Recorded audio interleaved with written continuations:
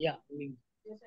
Welcome again to all my friends in India. This is Steve Walkup and Jeremiah bringing you the book of Acts. So భారతదేశంలో ఉన్నటువంటి స్నేహితుల అందరికీ కూడా స్వాగతము పలుకుతూ ఉన్నాము. నేను స్టీవ్ వాకప్, జర్మయ్య గారు అపోస్తుల కార్యముల గ్రంథాన్ని వ్యాఖ్యానిస్తూ ఉన్నారు. Remember, we are in booklet number 3, where Peter is confirming God's grace to the Jerusalem church. So మనము 3వ భాగంలోకి మనము వచ్చి ఉంటూ ఉన్నాము. యెరూషలేము సంఘము నుంచి పేతురు రావటం అన్నటువంటి యొక్క విషయాన్ని, దేవుని యొక్క కృపను గురించి ప్రస్తావించటం అన్నటువంటిది జరుగుతూ ఉంది. Last week we read 11:1 through 18, and we will review that today, but we saw a report from a Gentile convert brought fellowship opposition by the Jews. మనము గతసారి మనం చూసాము అపోస్తల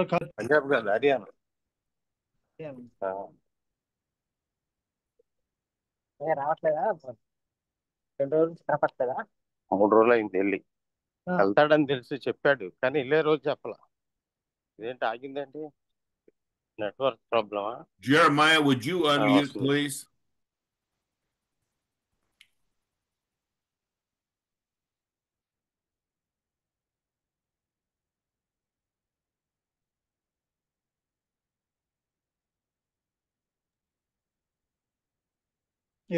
యెరూషలేము నుంచి యూదా మతానికి రావటం అనే విరోధం అన్నటువంటిది మనం చూస్తాం. And the Judean church accepted Gentile fellowship. This was a big deal in the church.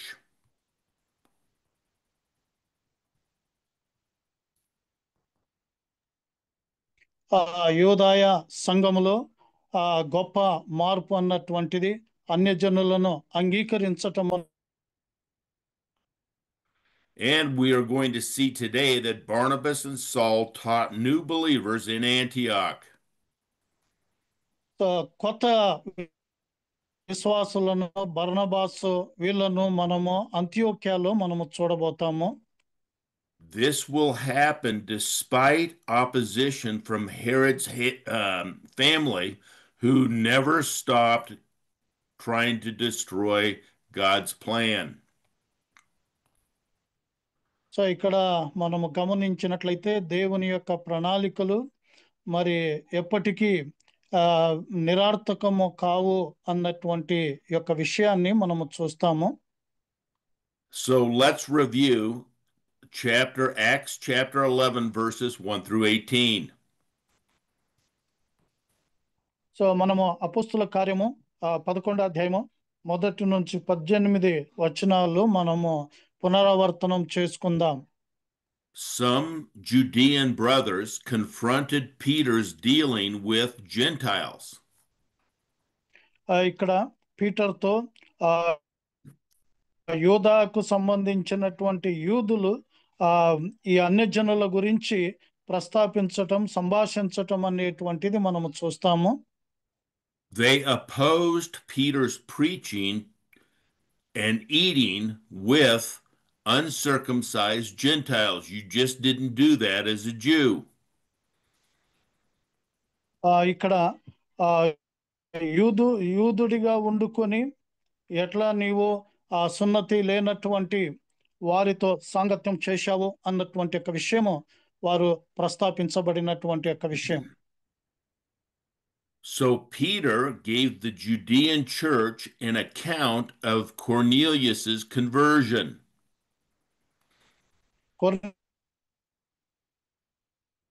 కొర్నేలి యొక్క మారు మనస్సు యొక్క విషయంలో పేతురు యెరూషలేము లేకపోతే యూదా సంఘానికి వివరంగా చెప్పటం అనేటువంటిది జరిగింది. Peter first explained that he, like these Jewish leaders, was in opposition to what God pointed to him in the vision. So ఇక్కడ యూదులు పేతురుకు విరోధము, అభ్యంతరం అనేటువంటిది తెచ్చినప్పుడు దర్శనము ద్వారా దేవుడు తెలియపరిచినటువంటి పేతురుకు తెలియపరిచినటువంటి యొక్క విషయము అక్కడ వివరించటం అనేటువంటిది జరిగింది. Peter told them while he was praying up on the rooftop that he saw a sheet come down with unclean animals and a voice from heaven saying, "Kill and eat, Peter." పేతురు చెప్తూ ఉన్నాడు, ఆయన ప్రార్థనలో ఉండి ముగించిన వెంటనే ఆ దర్శనము ద్వారా మరి ఒక దుప్పటి లాంటిది ఆకాశం నుండి సకల విధమైనటువంటి అపవిత్రమైనటువంటి యొక్క ప్రాణులతో నింపబడి ఉంటూ ఉండగా దాన్ని చంపి తినమని చెప్పటం అనేటువంటిది స్వరం వినిపించబడినది. Peter told this group of people, these Jewish leaders, "I said, no, Lord, never will I not follow Jewish customs." So ఇక్కడ ఆ పేతురు అంటున్నాడు, లేదు ప్రభువా, నేను తినను, అపవిత్రమైనది ఎప్పుడు తినలేదు, యూదుల సాంప్రదాయాన్ని నేను ఎప్పుడు విరగొట్టలేదు అన్నటువంటి ఒక విషయం ఆయన చెప్పాడు. But God told me there is nothing that he has created that is unclean. I need to do what he says. అప్పుడు దేవుడు సెలవిస్తాడు, నేను సృజించినటువంటిది ఏది కూడా అపవిత్రము కాదు అన్నటువంటి యొక్క విషయము దేవుడు ప్రస్తాపిస్తాడు. 3 times I told him no, and 3 times he corrected my misunderstanding. నేను 3 పర్యాయములు అభ్యంతరము తెలియపరిచినప్పుడు నా తప్పుడు అభిప్రాయాన్ని దేవుడు చక్కపరిచాడు. Wondering what this all meant, I heard a knock on the door, and there were 3 men that had come from Caesarea. So ఇలాంటి పరిస్థితుల్లో ఉంటుండగా మరి 3 సిసిరియా నుంచి వచ్చి తలుపు తట్టడం అనేటువంటిది నేను చూశాను. And they told me that their master had told them to come down and find you because God had told him to do so. So వారి యొక్క యజమానుడు మాతో పాటు వచ్చి మరి వాక్య పరిచర్య చేయమన్నటువంటిది దేవుడు సెలవిచ్చినటువంటి యొక్క విషయము నెరవేర్చమని That is, God had told ఆహ్వానించటం జరిగింది.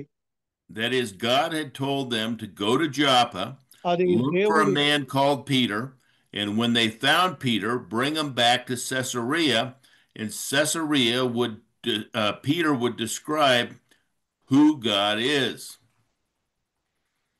సో అక్కడ ఆ దేవుడు మరి దేవదూత చేత కొర్నేలుకి బోధింపబడి ఉంటున్నది, జోపాకు వెళ్ళమని, పేతురును కనుగొనమని, కనుగొన్న తర్వాత అతన్ని సిసిరియాకు తీసుకురమ్మని చెప్పి పంపబడి ఉంటున్నది. Knowing that this would be different than our Jewish custom, that is going to see Gentiles, I took 6 people with me to be eyewitnesses to what happened.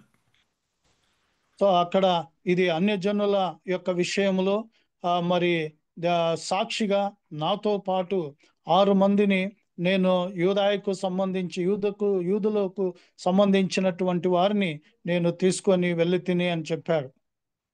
When I met this man of Caesarea, Cornelius, he told me that God had said if I brought him Peter there, that Peter would tell me how to be saved, that is, receive eternal life in the remission of my sins.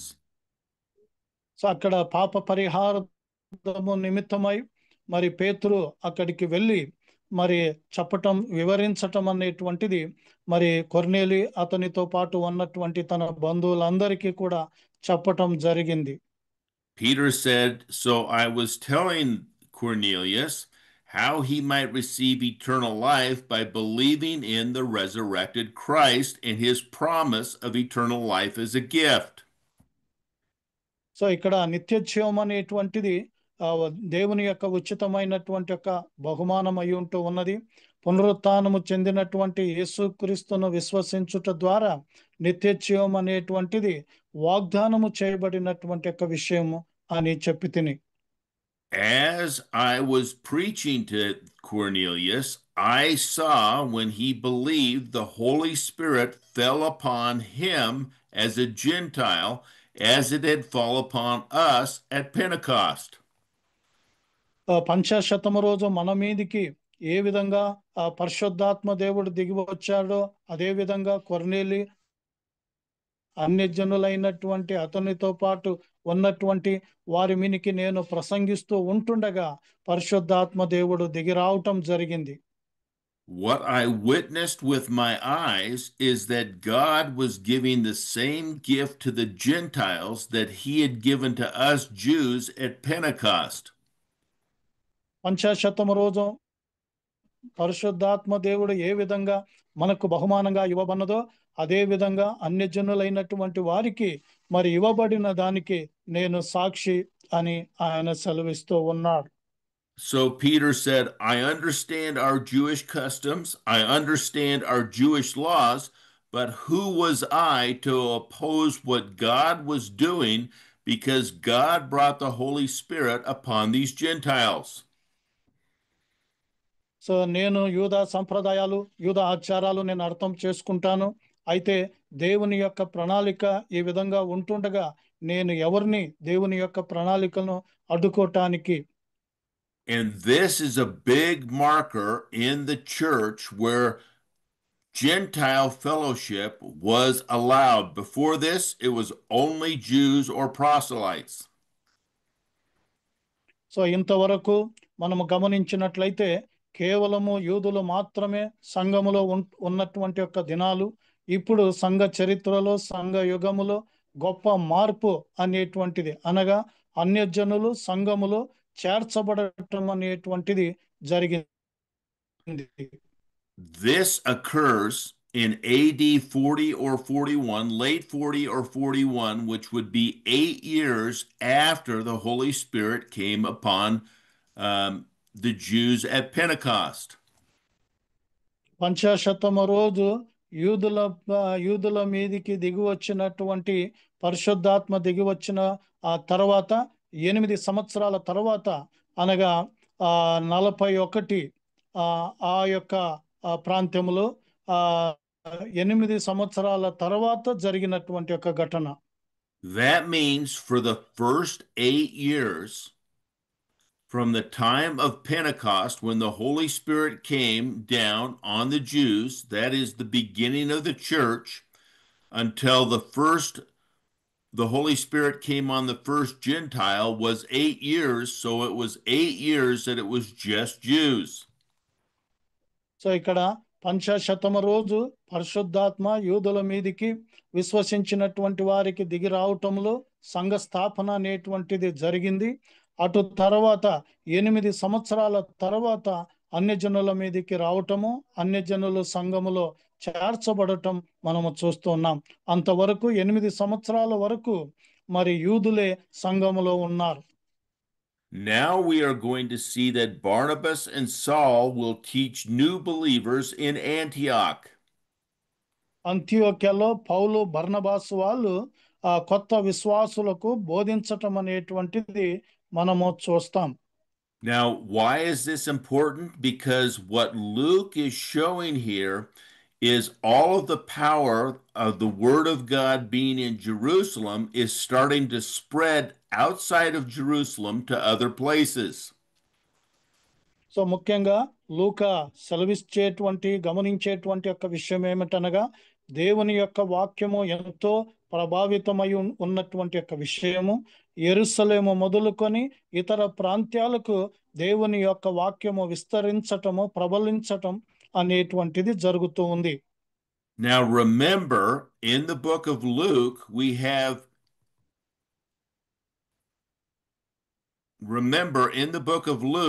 have God taking the message of Christ from heaven into Jerusalem. They rejected him. Now he's going to take the message from Jerusalem through the rest of the world.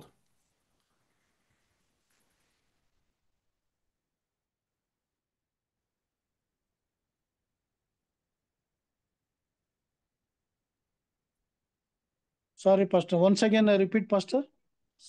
Did you hear that, Jeremiah? Sir, once again. Yeah, once again repeat, due to network. You want me to repeat it? Repeat, sir. Repeat. Okay. So Repeat. what Please. we had earlier in the book of Luke is God took his message through his son Jesus Christ from heaven to Jerusalem because they weren't worshiping God the way he wanted.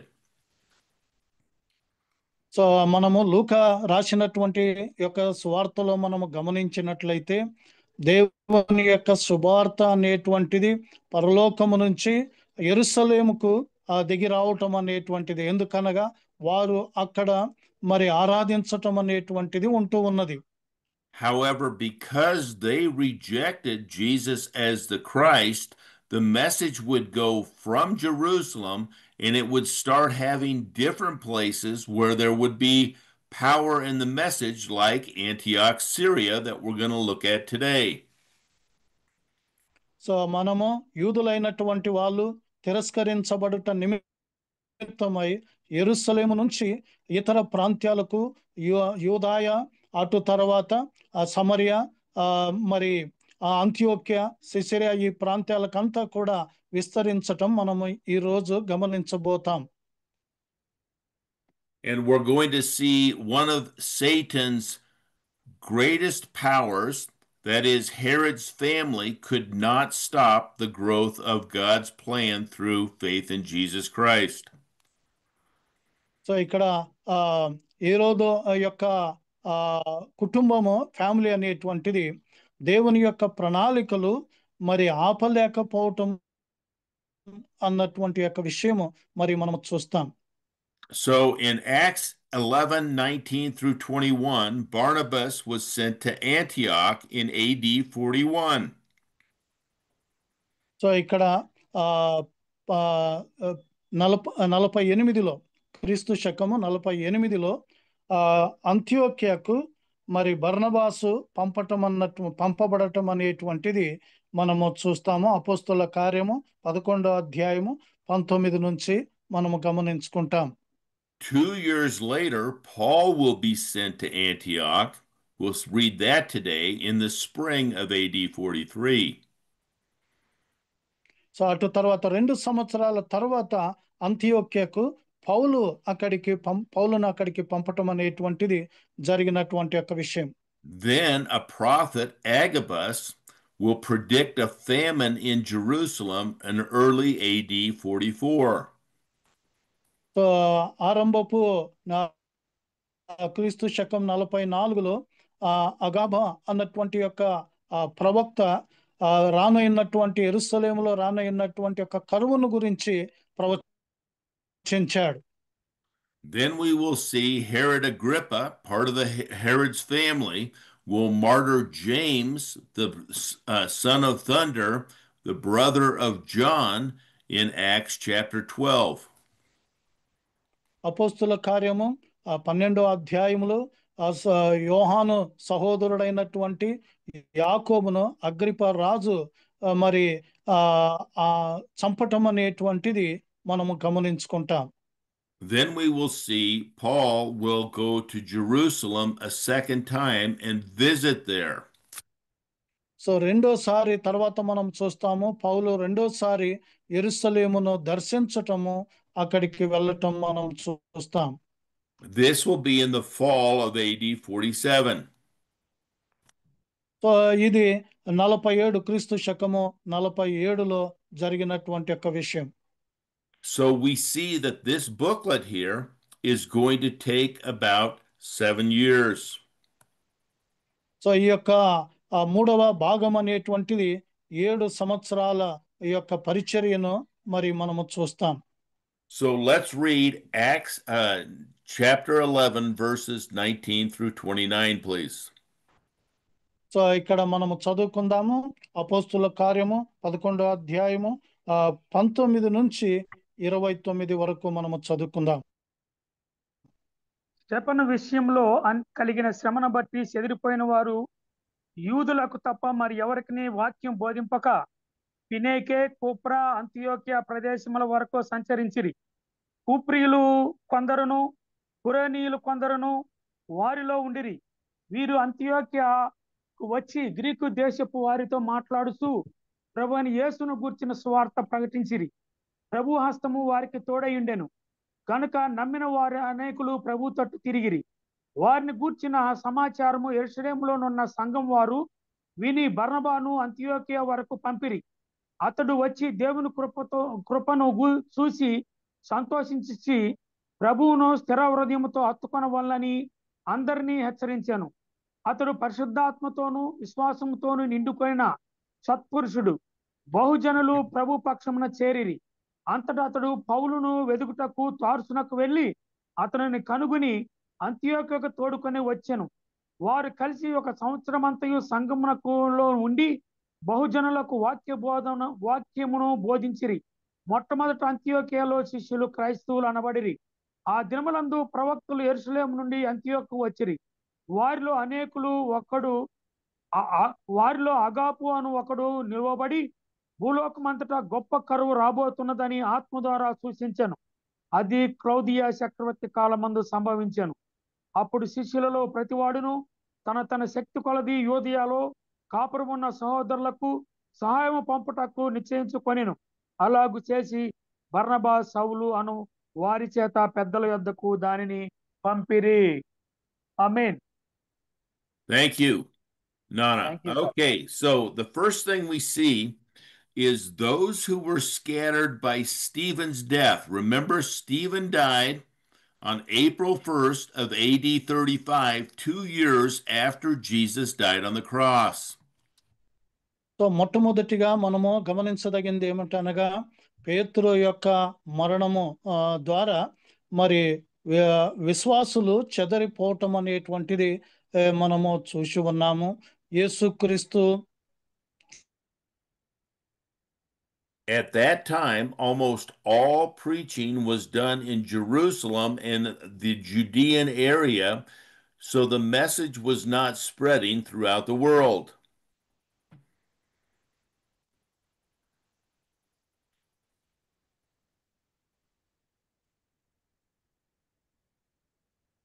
Are you there, Jeremiah? yes, sir. At that time, that is, before Stephen's death, all preaching was done in Jerusalem, and so the message was not spreading throughout the world. Stephen చనిపోయేంత వరకు అందరూ కూడా యెరూషలేములోనే ప్రసంగిస్తూ ఉన్నారు. దేవుని యొక్క వాక్యం అనేటువంటిది మరి విస్తరింపబడలేదు యెరూషలేము బయట. But when Stephen was stoned, that is AD 35, people were fearful for their lives because Saul and other people were persecuting and jailing Christians, so they moved to other towns in the Roman Empire. So యొక్క స్తెఫను చంపబడటం క్రీస్తు శకము 35లో మరి చంపబడిన తర్వాత మరి విశ్వాసులు హింసింపబడటము, మరి జైలుకు వేయటము, ఈ విధంగా జరుగుట బట్టి వాళ్ళు ఇతర ప్రాంతాలకు చెదిరిపోవటం అనేటువంటిది జరిగింది. And we see here in verse 19 that they traveled as far as Phoenicia, Cyprus, and Antioch, Syria. That is, they went to those towns and started preaching the message of Christ to other Jews in the synagogues. So సెనగోగులో ఉన్నటువంటి యూదులకు ఫోయినికియా, కృప, అంత్యోక్య ఈ ప్రాంతాలకు వెళ్ళి ప్రకటించటం, దేవుని యొక్క వాక్యము చెప్పటం జరిగింది. Notice that no Gentiles are hearing this message yet. It is going directly to disperse Jews who had left because of Stephen's death. So Stephen యొక్క మరణము చేత యూదులు చెదరింపబడి ఉంటూ ఉన్నారు. వారికి మాత్రమే చెదరిపోయినటువంటి యూదులకు ప్రకటింపబడుతున్నది, కానీ అన్యజనులకు ఇంతవరకు సువార్త వెళ్ళలేదు. Now we have Barnabas and Saul teaching in Antioch. So ఇక్కడ మనము బర్నబాసు, సౌలు అంత్యోక్యాలో బోధించటం అనేటువంటిది మనము చూస్తాం. So upon hearing the report from Jerusalem that there's many people that are coming to believe in these synagogues, they send Barnabas to go and verify these reports that they had been hearing. So అంత్యోక్యలో చాలా మంది విశ్వాసములోకి వస్తున్నారు అన్నటువంటి యొక్క సంగతి యెరూషలేములో విన్నప్పుడు అక్కడ బర్నబాసును అక్కడికి పంపటం అనేటువంటిది జరిగింది. Notice in verse 24 Luke's emphasis on Barnabas being a godly man and full of the Holy Spirit. Remember, nothing happens through the book of Luke Acts without the Holy Spirit being involved. So ఇక్కడ 24వ వచనములో మనము గమనించినట్లయితే లూకు చెప్తూ ఉన్నాడు, బర్నబాసు పరిశుద్ధాత్మతోనూ విశ్వాసముతోనూ నింపబడినటువంటి వాడు అనేటువంటి యొక్క విషయము ఆయన ప్రస్తాపిస్తూ ఉన్నాడు. అనగా పరిశుద్ధాత్మ యొక్క కార్యము లేకుండా ఏమీ జరగలేదు అన్నటువంటిది మనము గమనించదగింది. Upon hearing that their teaching was correct, Barnabas encouraged them to continue to share the message of Christ with the Jews. యూదులకు యేసుక్రీస్తు యొక్క స్వార్థను సందేశాన్ని ఆయన ప్రకటిస్తూ నమ్మినటువంటి యొక్క విశ్వాసులను ఎంతగానో ఆయన ప్రోత్సాహం చేశాడు. Then Barnabas went to Tarsus, and he found Saul and brought him back to Antioch, and Saul and Barnabas were teaching in the Antioch Syria church. So తర్వాత మనము గమనించినట్లయితే అంత్యోక్యలో ఉన్నటువంటి ఆ యొక్క సంఘానికి తార్సాకు వెళ్ళి సౌలును తీసుకొని వచ్చి అక్కడ బోధించటం అనేటువంటిది జరిగినటువంటి యొక్క విషయం. Now, notice in verse 26, it says, and the disciples were first called Christians in Antioch. 26వ వచనములో గమనించినట్లయితే అంత్యోక్యలో మొట్టమొదటిసారిగా శిష్యులను క్రైస్తవులు అని పిలువబన్నారు. Notice that this doesn't happen in the Jerusalem church. This happens in the Antioch Syria church because people are growing in their faith there. ఇది ఈ యొక్క సంగతి అనేటువంటిది యెరూషలేము సంఘములో జరగలేదు, అంత్యోక్య సంఘములో జరిగి ఉంది. కారణం ఏమిటనగా ప్రజలు మరి ఆత్మీయంగా ఎదగటం అనేటువంటిది ఇక్కడ జరిగింది. Now, we also see here that many people, that is the majority of the world, call Christians anyone who is a believer, but here we see Christian does not mean believer, someone that has eternal life, but disciple, that is someone who is out sharing the gospel and living for Christ every day. So ఇక్కడ క్రైస్తవుడు అనగా యేసు ప్రభును విశ్వసించి నిత్యజీవం పొందినటువంటి వారు కాదు, కానీ ముఖ్యంగా శిష్యులుగా మరి యేసుక్రీస్తు యొక్క బోధలో ఎదుగుతూ తమ జీవితాల్లో అనుసరిస్తూ ఉన్నటువంటి వారు అన్నటువంటిది. So the title Christian was given to believers exhibiting what Jesus had commanded in the book of Matthew. It wasn't a how to get eternal life believer issue like the Gospel of John. So ఇక్కడ యోహాను రాసినటువంటి సువార్తలో యేసు ప్రభు ఏ విధంగా ఆజ్ఞాపించాడో నిత్య జీవము పొందటానికి ఏం చేయాలన్నటువంటి యొక్క విషయం ఏ విధంగా ఆజ్ఞాపించాడో ఆ విధంగా వాళ్ళు విశ్వసించి నిత్య జీవం పొంది అటు తర్వాత ఆ శిష్యులుగా వాళ్ళు ఎదగటం అన్నటువంటిది మనము చూస్తాం. The majority of believers in today's church are not really Christians by this terminology in Acts because they're not disciples laying their life down for Christ even though they have eternal life. So ఇక్కడ నేటి సంఘాలలో మనము గమనించినట్లయితే చాలా మంది ఈ వాక్యానుసారంగా మరి క్రైస్తవులు కాక ఉండటం అనేటువంటిది మనము చూస్తాము.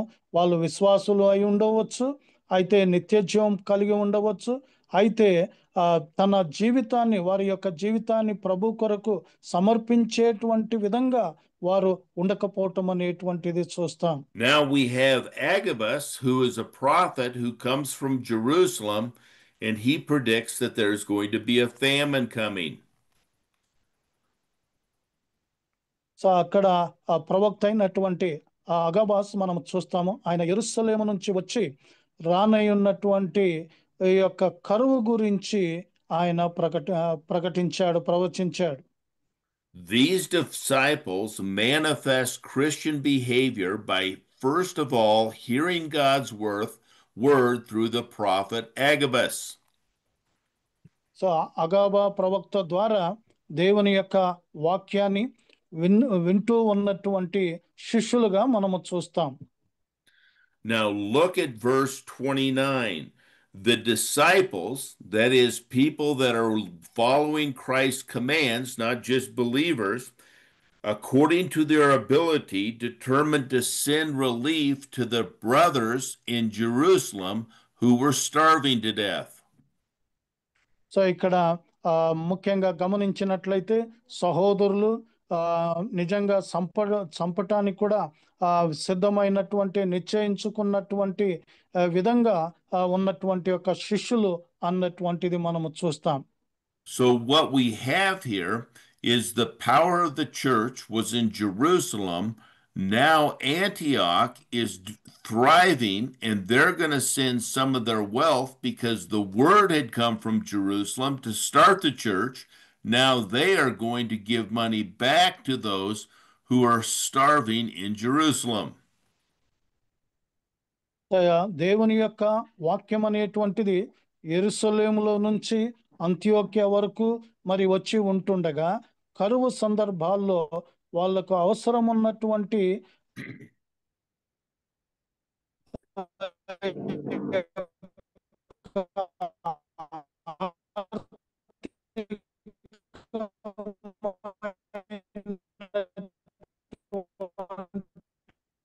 శరీర సంబంధమైనటువంటి యొక్క సహాయము ఈ యొక్క సంఘాలు యెరూషలేములో ఉన్నట్టు చూస్తాం.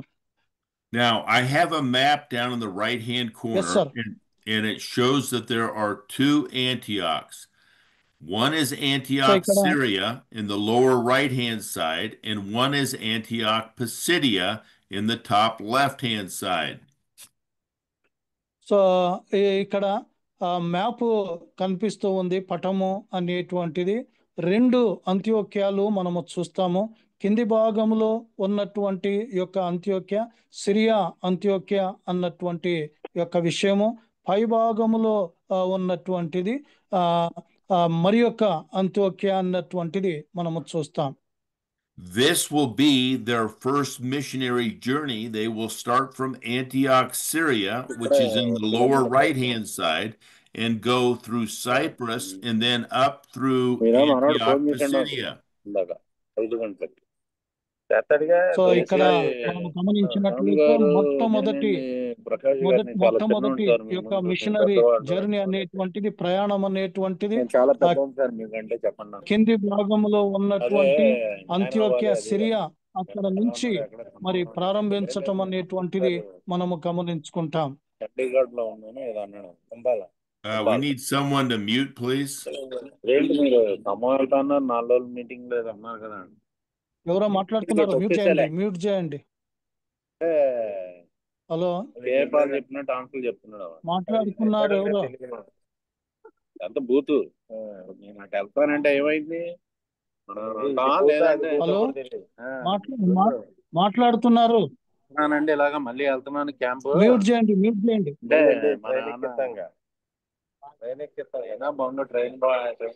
ట్రైన్ కింద చేస్తాం. తర్వాత ఒకసారి చేశాడు, రెండోసారి చేశాడు, మూడోసారి చేశాడు. అంటే ఏంటి, బండి మీద ఉన్నాను నేను, ఇసుకెత్తున్నాను, నేను చేస్తాను కదా అన్నా. లేదు సార్, మీరు బిజీ అయిపోయారు కదండి. మీరు బిజీ అయిపోయారు కదా సార్.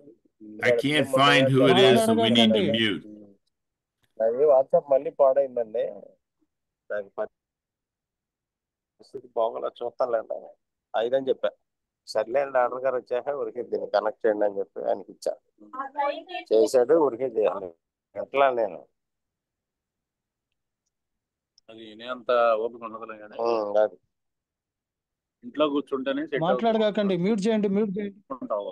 అది ఇంట్లో కూర్చోం అనుకోండి, అది కూడా టేబుల్ ఉంది, ఏదైనా రాసుకుంటూ ఉంటే రాసుకుంటా చక్క టేబుల్ మీదకి ఇలా పెట్టుకునేది ఏదన్నా అనుకోండి, పెట్టుకుని అలా ఇలా లేనిది చేసే పెద్ద పొరపాటు ఏంటంటే రికార్డింగ్ కూడా పెట్టదు.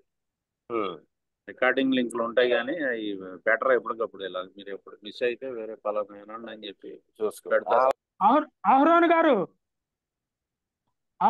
మ్యూట్ లో పెట్టుకోనండి. Okay sir, okay, continue.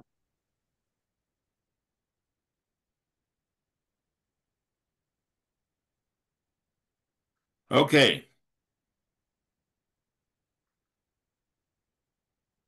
So now we're going to have opposition from Herod's growth. మీరు ఎప్పుడో అప్పుడు అంటే ఏమన్నా యూట్యూబ్ లో బోల్డని ఉంటాయి ఆయన ప్రసంగాలు. Now we're going to have opposition from Herod's growth, trying to stop the church from growing. Acts lesson 15 India. ఇక్కడ మనము గమనించినట్లయితే ఆహ్రోన్ గారు సంఘము ఎదిగేటువంటి యొక్క విషయంలో ఏ రోజు కుటుంబము ఆటంకపరచటం అనేటువంటిది చూస్తాం. Let's read Acts chapter 12 verses 1 through 6, please. So అపోస్తుల కార్యము 12వ అధ్యాయము 1 నుంచి 6 వచనాలు చదువుకుందాం. దాదాపు అదే కాలమందు రాజని హేరోదు సంఘపు వారిలో కొందరిని బాధ పెట్టుటకు బలాత్కారంగా పట్టుకుని యోహాను సహోదరుడైన యాకోబును ఖడ్గం చేత చంపించను. ఇది యూదులకు ఇష్టమైన కార్యమని తెలుసుకుని పేతురును కూడా పట్టుకొనేను. ఆ దినములు పులియని రొట్టెల పండుగ దినములు. అతనిని పట్టుకుని చెరసాల్లో వేయించి పాస్కా పండుగ అయిన పిమ్మట ప్రజల యొద్దకు అతనిని తేవాలని ఉద్దేశించి అతనికి కావులినుటకు 4 చతుష్టయముల సైనికులను అతనిని అప్పగించాను. పేతురు చెరసాలలో ఉంచబడెను. సంఘమైతే అతని కొరకు అత్యాసక్తితో దేవునికి ప్రార్థన చేయుచుండెను. ఏ రోజు అతనిని వెలుపలకు తీసుకుని రావాలని ఉండగా ఆ రాత్రి పేతురు 2 సంఖ్యలతో బంధింపబడి 2 సైనికుల మధ్య నిద్రించుచుండెను. మరియు కావలి వారు తలుపు ఎదుట చెరసాల కాచుకొనుచుండిరి. ఆమేన్. Okay, so we see here during the time of unleavened bread, that is the Passover, Herod Agrippa persecuted the church and even killed James, the brother of John. ఇక్కడ మనము గమనించినట్లయితే పులియని రొట్టెల యొక్క పండుగ అంటే పస్కా పండుగతో పాటు రాగలిగినటువంటి పులియని రొట్టెల పండుగ సందర్భంలో రాజు అయినటువంటి హేరోదు క్రైస్తవులను హింసించటం అన్నటువంటిది, అటు తర్వాత మరి చంపటం కూడా, మరి యాకోబును చంపటం కూడా జరిగినటువంటి యొక్క విషయం చూస్తాం. Now, knowing that this pleased the Jews, Herod Antipas planned to bring Peter before them and kill him also after Passover. ఈ యొక్క విషయంలో ఈ సంగతి, ఈ హింస, మరి యాకోబును చంపటము, ఈ యొక్క సంగతి అంతా కూడా యూదులను మెప్పించగలిగినటువంటి యొక్క విషయమని ఆయన తలపెట్టి ఆ యొక్క పులియని రొట్టెల పండుగ తర్వాత పేతురును కూడా తీసుకొచ్చి చంపటం అనేటువంటిది ఉద్దేశించినటువంటి యొక్క విషయం. Now, what we're going to see happen here is God is going to answer the church's prayers. Remember, in the book of Acts, prayer and the Holy Spirit are essential for any movement by God. దేవుని యొక్క చలన కొరకు అపోస్తుల కార్యముల గ్రంథములో ప్రార్థన తర్వాత పరిశుద్ధాత్మ ఈ రెండు చాలా ప్రాముఖ్యము కారణముగా మనము చూస్తాం. So when they had heard that Herod had killed James, they were distraught, thinking that Peter was also going to be killed. And so they began to pray, and God sent an angel to deliver Peter. అక్కడ సంఘము మరి యాకోబును చంపబడినటువంటి యొక్క విషయము విన్నప్పుడు మరి పేతురును కూడా చంపుతారు అన్నటువంటిది తలపెట్టుకొని సంఘమంతా కూడా ప్రార్థనలో ఏకీభవించటం అన్నటువంటిది జరిగినటువంటి యొక్క విషయం. A freed Peter revealed himself to his friends while an angry Herod killed the guards. Sorry, sir. Once again. A free Peter, that is, Peter was freed, and he revealed himself to his friends after he was freed from prison. But Herod, instead of acknowledging that God was greater and more powerful than him, he went and killed his guards for not protecting or making sure that Peter could not escape. So ఇక్కడ ఆ పేతురు అనేటువంటిది అద్భుతకరంగా మరి చెరసాల నుంచి మరి విడుదల కావటం అనేటువంటిది మరి జరిగినటువంటి యొక్క విషయము. అయితే ఈ యొక్క విషయంలో గుర్తించవలసినటువంటిది హేరోదు రాజు గుర్తించవలసినటువంటిది తనకంటే దేవుని యొక్క శక్తి గొప్పది అన్నటువంటి యొక్క విషయము ఆయన గుర్తించకపోవటం అనేటువంటిది మనము చూస్తూ ఉన్నాం. దానికి బదులుగా మరి ఆ యొక్క విషయంలో పేతురును కాస్తూ ఉన్నటువంటి గాడ్లను మరి అతడు చంపటం అనేటువంటిది జరిగింది. God showed everyone who was in charge, as when Herod stood up to take all praise, God killed him. So హేరోదు నిలబడుకొని మరి స్తుతి మహిమ పొందటానికి ప్రారంభించినప్పుడు దేవుడు అతన్ని మొత్తటం అన్నటువంటిది అక్కడనే పడి చనిపోవటం అన్నటువంటిది జరిగింది. So what we see is no human being is going to stop God's word from moving along. It may appear so in certain incidents, but it will not happen ultimately. మనము గమనించదగినటువంటి యొక్క విషయం ఏమిటనగా ఎంత గొప్ప వాడైనా సరే దేవుని యొక్క ప్రణాళికను దేవుని యొక్క వాక్యాన్ని ఆపలేడు అన్నటువంటి యొక్క విషయము మరి మనము చూస్తున్నాం. కొన్ని సందర్భాలు ఆపినట్టుగా మనకు కనిపించవచ్చు, కానీ ఆపలేకపోవటం అనేటువంటిది. Now, I have this chart of the Herod family, that is, all the people that opposed God's plan and opposed the Messiah. So ఇక్కడ హేరోదు కుటుంబము గురించినటువంటి యొక్క వంశావళి ఇక్కడ మనము చూస్తాము. వాళ్ళ నుంచి హేరోదు మహారాజు నుంచి వచ్చినటువంటి వారందరూ కూడా దేవుని యొక్క ప్రణాళికను మెస్సయ్యను మరి విరోధించినటువంటి వారు, అడ్డుకున్నటువంటి వారే. Now, Herod the Great up here was from 37 to 4 BC. He is the one who the Magi came to, and he sent people to kill Jesus, though Jesus had already escaped to Egypt. ఇక్కడ హేరోదు మహారాజు క్రీస్తు పూర్వము 4 నుంచి 30 క్రీస్తు పూర్వము 37 నుంచి 4 వరకు మరి ఉండటం అన్నటువంటి యొక్క విషయము మరి మనము చూస్తాము. జ్ఞానులు మరి వచ్చి సందర్శించటం అనేటువంటిది ఈ యొక్క రాజునే అనేటువంటిది మనము చూస్తాము. ఆ సందర్భంలో ఆయనను యేసు ప్రభువును మెస్సయ్యను చంపటానికి ఉద్దేశించినప్పుడు అద్భుతకరంగా మరి తప్పించుకొని వెళ్ళటం అన్నటువంటిది మిగతా వాళ్ళను చంపటం జరుగుతుంది. Now, when Herod died, there were 4 sons who took up most of his territory. ఆ హేరోదు మహారాజు చనిపోయిన తర్వాత వారి యొక్క కుమారులు మరి ఆ స్థానమును మరి తీసుకోవటం అన్నటువంటిది మనము గమనించుకుంటాం. And the 2 main ones that we know are Herod Antipas, who is the one who they call Herod in the Gospels, except for Luke 1 and 2 and Matthew when Jesus was born, and Philip, the brother who he took his wife. So ఇక్కడ హేరోదు అంతిప యొక్క విషయంలో మనము గమనించుకుంటాం. ఆయన విషయము ప్రస్తాపించటం సువార్తలలో 1-2 సార్లు మరి ప్రస్తాపించటం అనేటువంటిది మనము చూస్తాము. ఆయన సహోదరుడైనటువంటి ఫిలిప్పు భార్యను కలిగి ఉండటం మనము గమనించదగినటువంటిది. Herod Antipas is the one who killed John the Baptist. హేరోదు అంతిప గారే మరి స్థానికుడైనటువంటి యోహానును చంపటం అనేటువంటిది జరిగింది. Now we go down into the red section and we see that Herod Agrippa I, this is who we're talking about here, who is ruling at this time. So మనము ఆ ఎర్రని భాగానికి మనము వచ్చినట్లయితే హేరోదు అగ్రిప్ప అన్నటువంటిది మనము చూస్తాము. ఈయన ఈ యొక్క భాగంలో పాలనలో ఉన్నటువంటి యొక్క విషయం.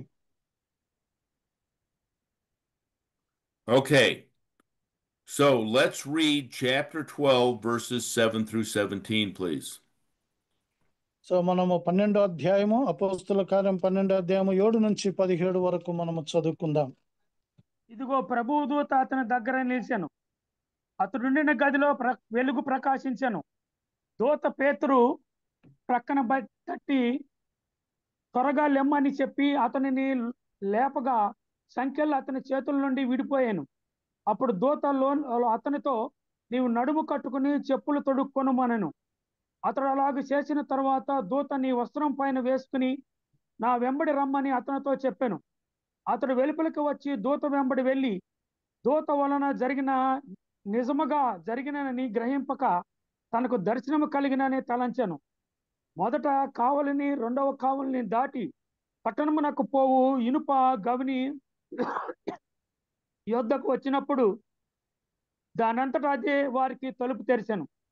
వారు బయలుదేరి ఒక వీధి దాటిన వెంటనే దూత అతనిని విడిచిపోయాను. పేతురు తెలివి వచ్చి ప్రభు తన దూతను పంపే హేరోదు చేతి నుండి యూదుల ప్రజలు నాకు నిర్దేశించిన వాటన్నిటి నుండి నన్ను తప్పించి ఉన్నాడని ఇప్పుడు నాకు నిజముగా తెలియనని అనుకొనెను. ఇట్లా ఆలోచించుకొని అతడు మార్కు అను మారు పేరు గల యోహాను తల్లి అయిన మరియా ఇంటికి వచ్చెను. అక్కడ అనేకులు కూడి ప్రార్థన చేయుచుండేరి. అతడు తలవాకిట తలుపు తట్టుచుండగా రోదే అను ఒక చిన్నది ఆలకించుటకు వచ్చెను. ఆమె పేతురు స్వరమును గుర్తుపట్టి సంతోషం చేత తలుపు తీయక లోపలికి పరిగెత్తుకుని పోయి పేతురు తలుపు దగ్గర నిలిచి ఉన్నాడని చెప్పాను. అందుకు వారు నువ్వు పిచ్చిదానవనిరి. అయితే తాను చెప్పినది నిజమే అని ఆమె దృఢముగా చెప్పినప్పుడు వారు అతని దూత అనిరి. పేతురు ఇంకను తట్టుచున్నందున వారు తలుపు తీసి అతనిని చూసి విభ్రాంతి నొందిరి. అతడు ఊరకుండుడని వారికి సైగ చేసి ప్రభు తన చెరసాలలో నుండి ఎలాగూ వచ్చునో వానికి వివరించి యాకోబునకును సహోదరులకును ఈ సంగతులు తెలియచేయుడని చెప్పి బయలుదేరి వేరొక చోటికి వెళ్ళెను. ఆమేన్. Now I want you to notice here God's unconventional way of breaking someone out of prison.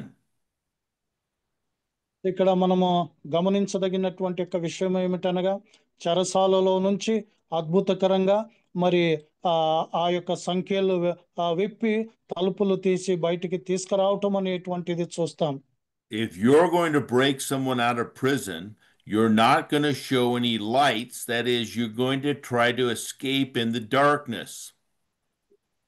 So ఇక్కడ నీవు ముఖ్యంగా అలా చేయగలిగినట్లయితే అంధకారములో బయటపడటానికి ప్రయత్నం అన్నటువంటి యొక్క విషయం. You're not going to get dressed and put everything on. You're going to go as fast as you can because you don't want to get caught. So ఎందుకనగా నీకు ఇష్టం లేదు కాబట్టి నువ్వెంత త్వరగా నువ్వు వెళ్ళగలుగుతావో అన్నటువంటి యొక్క విషయం. And you are certainly not going to walk directly in front of the guards. So ఆ యొక్క గార్డుల ముందు నిజంగా నీవు నిదానంగా నడవలేవు. But God is showing here that he is more powerful than anyone, and he can even take the most strict, the most high-profile prison, and he can break somebody out and walk them right in front of the guards. So దేవుడు ఇక్కడ చూపించగలిగినటువంటి యొక్క విషయము ఆయన యొక్క శక్తి గొప్పది. ఎలాంటి బంధకాలైనా సరే మరి ఆయన విరగొట్టగలుగుతాడు. ఎంత గొప్ప గార్డు ఎంత గొప్ప వ్యక్తి అయినా సరే మరి పారిపోకుండా నిదానంగా వాళ్ళ ముందే నడిచేటట్టు చేయగలుగుతాడు. So God sends an angel who goes into the prison and shines light in the prison and tells Peter to arise quickly.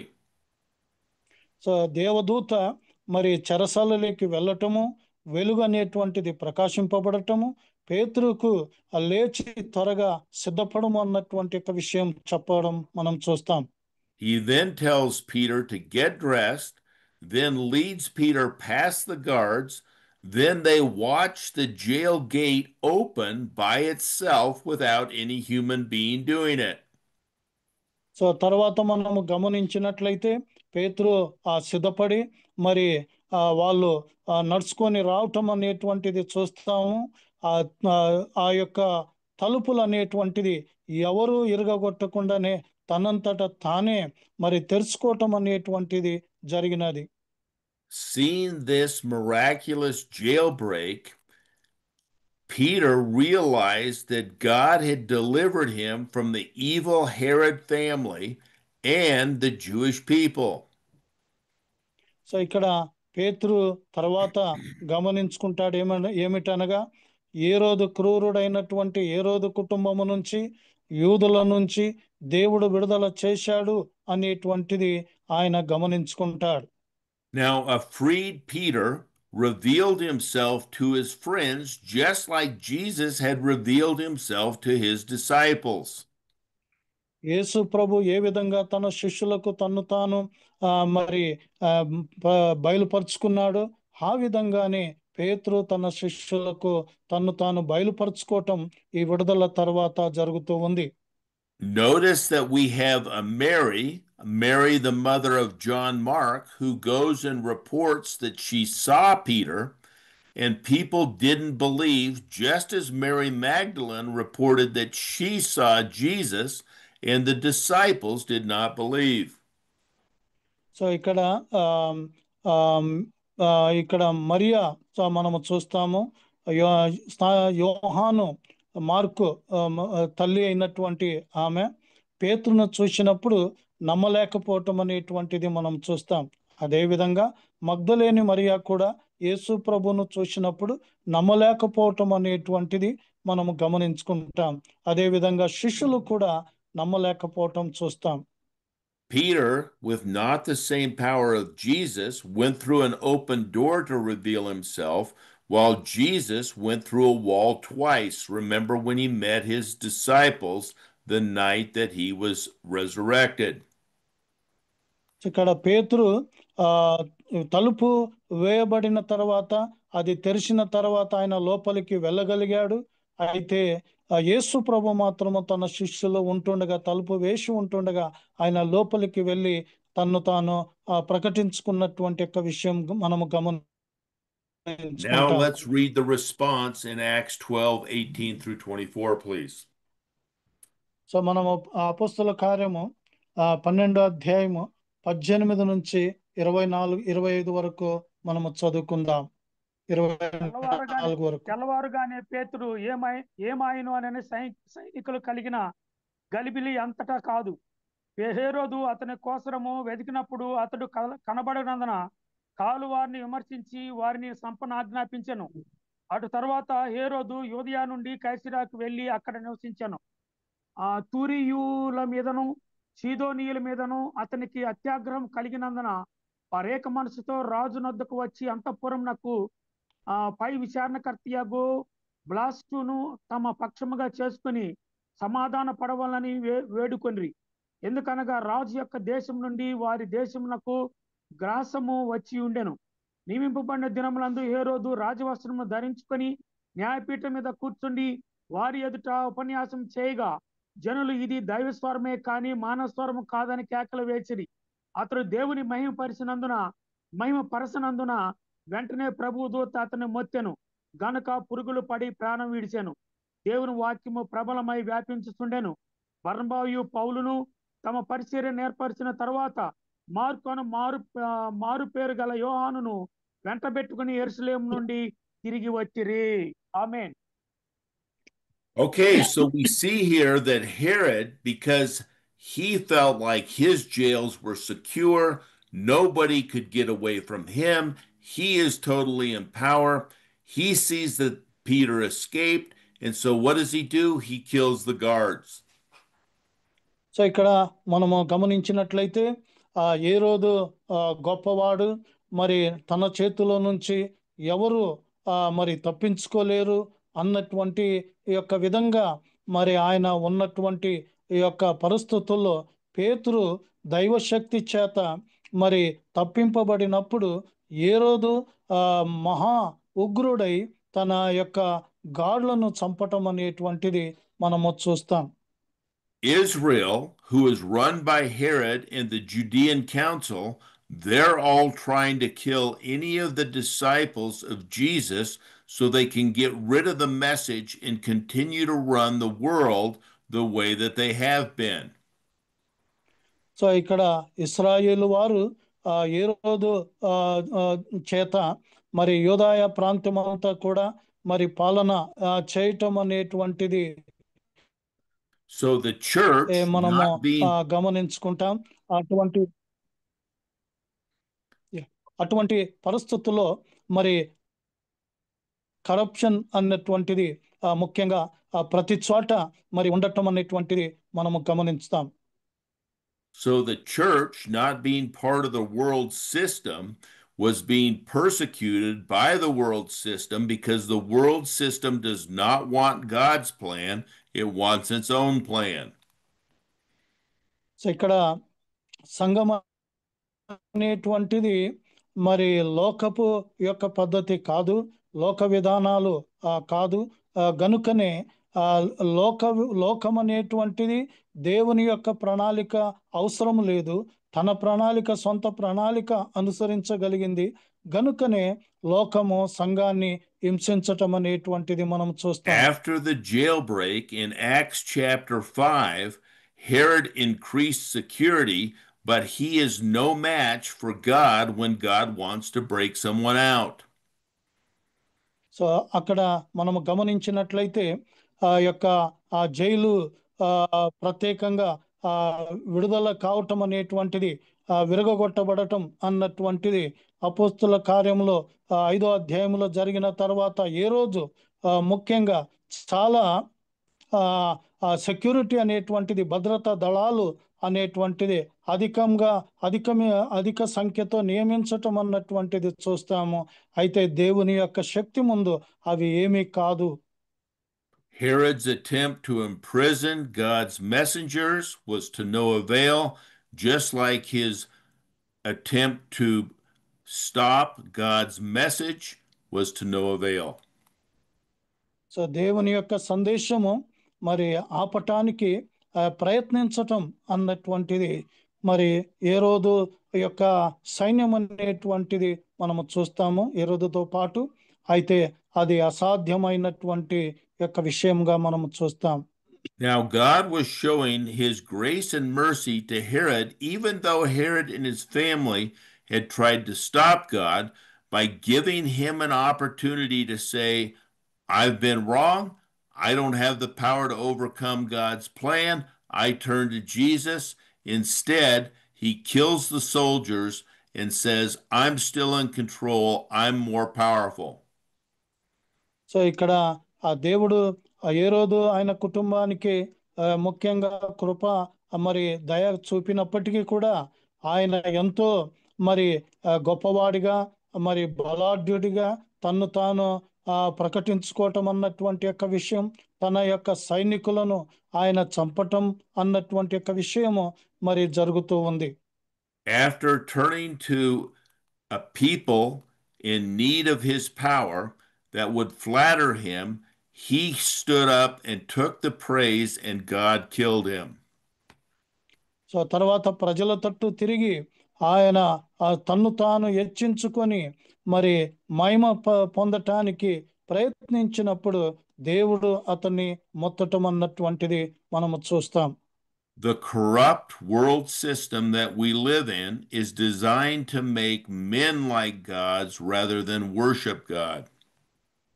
So ఇక్కడ ఈ లోక పద్ధతి అనేటువంటిది, లోక వ్యవస్థ అనేటువంటిది దేవుణ్ణి ఆరాధించటానికి బదులుగా మరి మానవుణ్ణి ఆరాధించటం అనేటువంటిది తలపెడుతూ ఉన్నది. Acts 12:23 is a reminder that God brings his wrath upon the prideful in the flawed world system. So ఇక్కడ 12వ అధ్యాయం అపోస్తుల కార్యం 12వ అధ్యాయం 23వ వచనంలో జ్ఞాపకం చేసుకోగలిగినటువంటి యొక్క విషయం ఏమిటనగా గర్విష్ఠుల పైకి, ఈ లోకం పైకి, లోక వ్యవస్థ పైకి దేవుని యొక్క ఉగ్రత తీసుకురానయున్నాడు అన్నటువంటిది మనం చూస్తాం. What is the result of this? Another of the powerful Herod family is dead, and God's word, growing geographically and in number of people, continues to multiply. So ఇక్కడ దీని యొక్క ఫలితం మనము గమనించినట్లయితే ముఖ్యంగా ఏ బలిష్ఠుడైనటువంటి హేరోదు కుటుంబం అనేటువంటిది హతమార్చబడినది. దేవుని యొక్క వాక్యము భౌగోళికంగాను మరి ఇతర విధాలుగా విస్తరింపబడటం, శిష్యుల సంఖ్య మరి దిగుణపరచబడటం అనేటువంటిది మనం చూస్తాం. Nothing will stop God's plan. ఏది కూడా దేవుని యొక్క ప్రణాళికను ఆపలేదు, అడ్డుకోలేదు అన్నటువంటిది. Let us pray. ప్రార్థించుకుందాం. Father God, thank you for this powerful message today and our understanding that your plan is not going to be hindered. Your plan is not going to be stopped. And we, as your disciples, should continue to strive every day to be part of that plan. ప్రభువా, ఈ రోజుటి యొక్క వాక్యానికి బట్టి నీకు వందనాలు. నీ యొక్క ప్రణాళికలు అనేటువంటిది మరి ఎవరు ఆటంకపరచలేరు, ఎవరు ఆపలేరు అన్నటువంటి యొక్క విషయం మేము చూస్తూ ఉన్నాం. మేము నీ శిష్యులుగా నీ ప్రణాళికలను నెరవేర్చేటువంటి వారుగా, కొనసాగేటువంటి వారుగా ఉండుటకు సహాయపడమని ప్రార్థిస్తాం. Help us to remember that there is no worldly power that is even close to yours, and you will prevail. We pray this in Jesus' name. Amen. ఈ లోక వ్యవస్థ అన్నటువంటిది ఎన్నటికీ కూడా ఆటంకపరచకుండా నీవు దాన్ని అధిగమిస్తావు, జయిస్తావు అన్నటువంటిది మేము చూస్తున్నాం. ఆ విధంగా మరి చేయగలిగినందుకు బట్టి నీకు వందనాలు చెల్లిస్తూ యేసుక్రీస్తు నామమున ప్రార్థిస్తున్నాం తండ్రి. ఆమేన్. Thank you. God bless you. And we will see you. I will not be available the next 2 weeks. I will see you in 3 weeks. Okay, sir. Okay, thank you, sir. Thank you. Where are you going, sir? Hello? I am going on vacation with my family. So I will be on vacation for 2 weeks. Okay, all the best, sir. Happy journey. Thank you very much. God bless you. We'll see you in a couple weeks. Okay, Thank you. sir. Okay, all the best. Happy journey for your family. God bless you.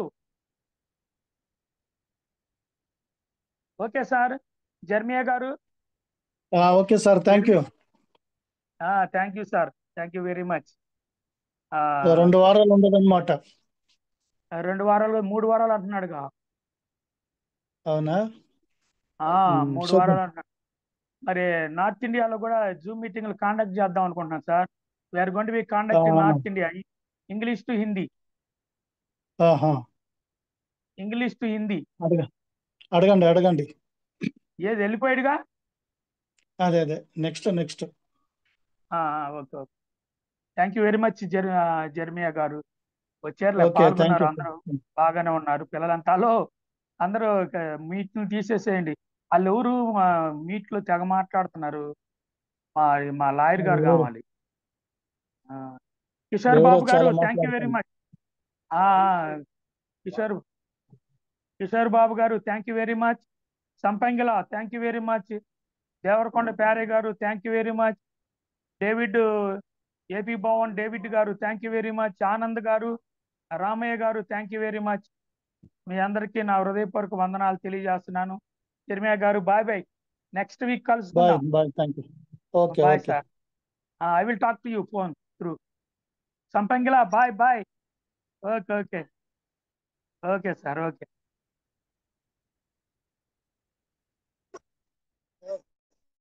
Thank you. Okay sir. Thank you sir. Praise Lord. వందనాలు.